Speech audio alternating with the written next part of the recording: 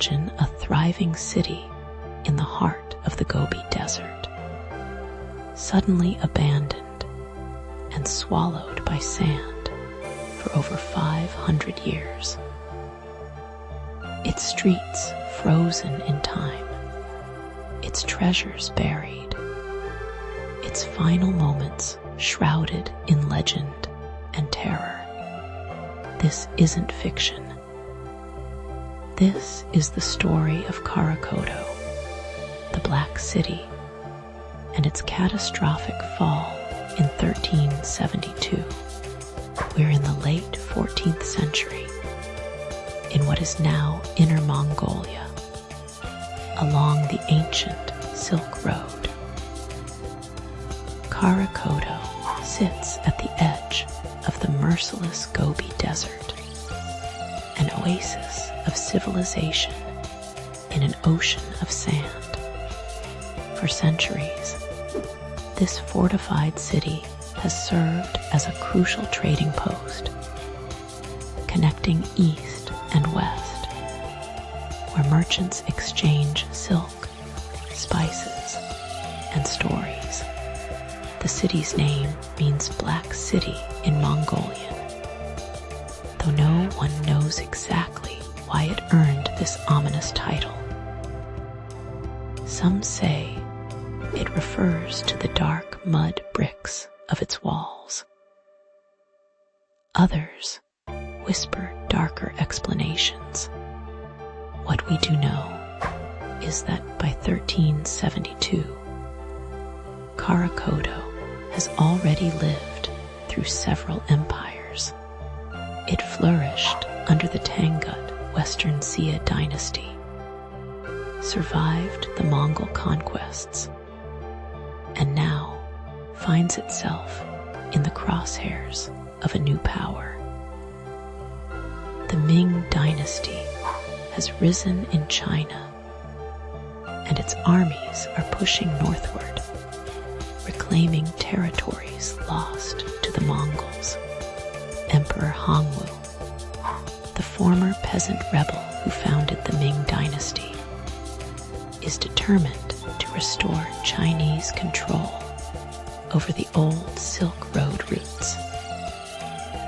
His generals are methodical, ruthless, and extremely effective.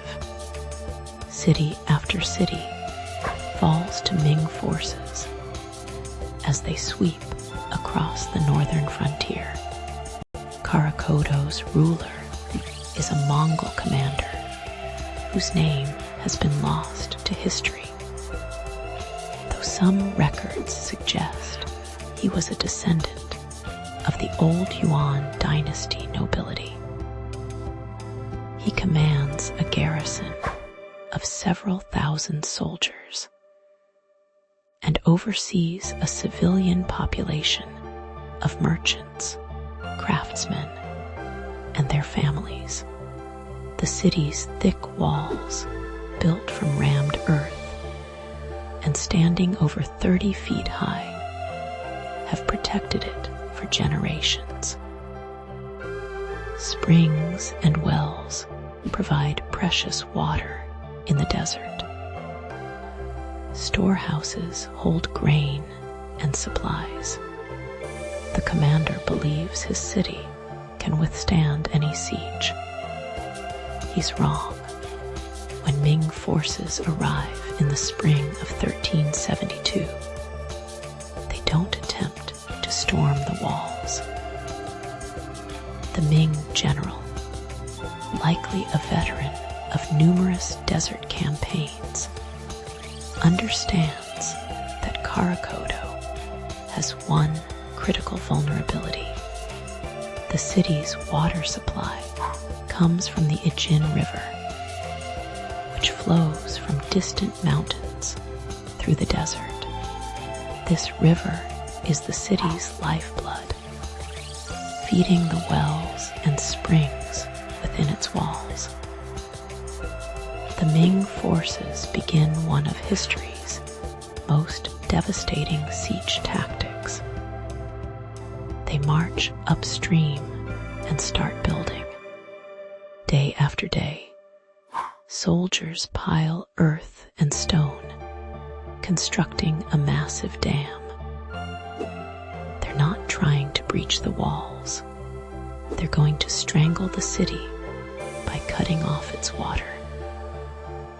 Inside Khara-Khoto, the defenders watch with growing horror as they realize the Ming strategy.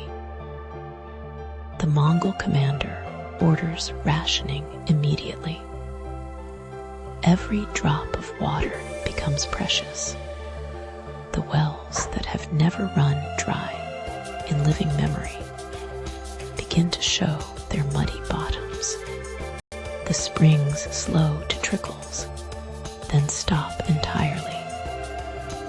Weeks pass. The desert heat is merciless. Temperatures soar above 100 degrees during the day. Soldiers stand watch on walls, their throats parched, their lips cracked and bleeding. Civilians huddle in their homes, giving children the last drops of water. Horses and camels die in their stables. The city's famous gardens, once green oases within the walls, wither to dust. The Ming forces wait outside, patient and well supplied. They have water. They have time. They simply need to wait for thirst to do their work. According to later accounts, the Mongol commander makes several desperate decisions. He sends riders out at night, attempting to break through Ming lines to reach other Mongol forces. Most are cut down by Ming archers. Those who make it into the desert likely die there, with no water to sustain them on the journey. The commander orders his men to dig new wells, deeper than ever before. They dig until they hit bedrock. Nothing. The water table has dropped catastrophically. Some wells produce only brackish, undrinkable liquid.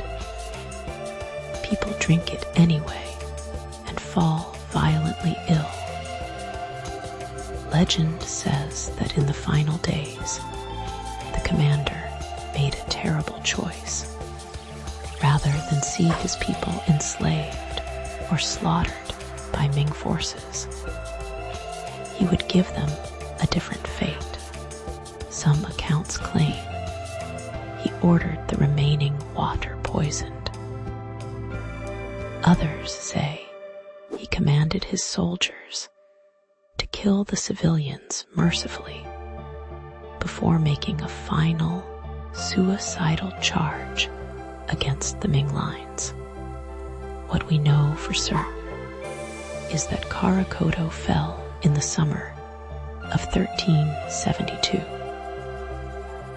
The exact details of those final hours remain unclear, lost to time and conflicting accounts. What is clear is that the city was thoroughly destroyed. The Ming forces, when they finally entered, found it largely abandoned or filled with the dead. But here's where the story takes an even darker turn. The Ming general, perhaps fearing disease, or perhaps following orders to make an example of the city, decided that Khara-Khoto would never rise again. His forces systematically demolished key structures. They poisoned the remaining wells with bodies and refuse. Most crucially, they ensured the river's diversion remained permanent. Without water, Khara-Khoto was doomed. any survivors who might have returned found only a dead city. The desert, always waiting at the edges, began its slow conquest. Sand drifted through empty streets. Walls crumbled. Within a generation, the Silk Road caravans had found new routes. Khara-Khoto became a ghost story, a cautionary tale told around campfires. The city remained lost for over 5 centuries. Locals knew of ruins in the desert, but feared them as haunted, calling them the Black City of Death. Legends grew. Some said the city was cursed. Others claimed vast treasures lay buried beneath the sand, guarded by the angry spirits of those who died of thirst. Then, in 1908, a Russian explorer named Pyotr Kuzmich Kozlov arrived in the region. Kozlov was leading an expedition through Mongolia and heard the legends of Khara-Khoto. Unlike the superstitious locals, he saw an opportunity for archaeological discovery. What he found exceeded his wildest expectations. The desert had preserved Khara-Khoto remarkably well. The dry climate mummified rather than decayed. Kozlov's team excavated a stupa, a Buddhist religious structure, and discovered thousands of artifacts. There were Buddhist texts, some over 1,000 years old, paintings on silk, wooden printing blocks, coins from multiple dynasties, everyday objects that painted a vivid picture of life in the city. Most remarkably, they found manuscripts in the Tangut language, the written language of the Western Xia dynasty that had been virtually lost to history.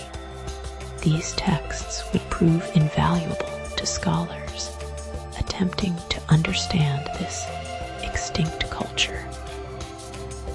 Kozlov also found evidence supporting the legends of Khara-Khoto's violent end. Human remains showed signs of trauma. The sudden abandonment was evident in how quickly the city was left.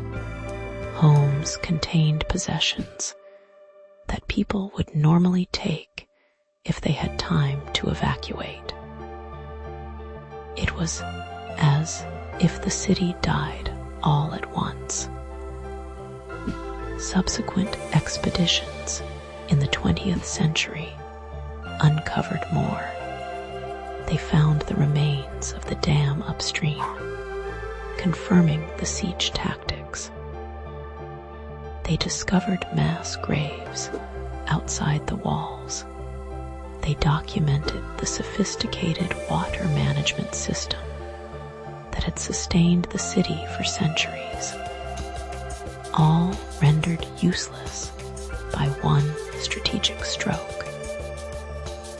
Today, Khara-Khoto remains in ruins, protected as a historical site. The walls still stand, towering over the desert like the skeleton of a giant beast. Sand has reclaimed much of the interior, but you can still walk the ancient streets and imagine the bustling trade city it once was. The fall of Khara-Khoto demonstrates the fragility of desert civilizations. No matter how strong your walls, how brave your soldiers, or how rich your treasures. Water is the ultimate power in the desert. The Ming forces understood this fundamental truth and used it with devastating effectiveness. The city's destruction also marked a turning point in Silk Road history. As Ming China consolidated control, trade routes shifted. The age of the great desert oasis cities began to decline. Khara-Khoto was among the first to fall, but not the last. Archaeologists continue to study the site, uncovering new artifacts and insights. Each discovery adds another piece to the puzzle of this mysterious city and its dramatic end.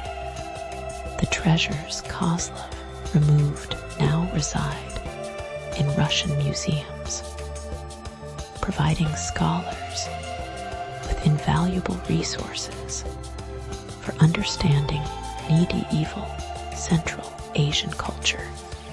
The story of Khara-Khoto reminds us that civilizations, no matter how prosperous, exist at the mercy of their environment.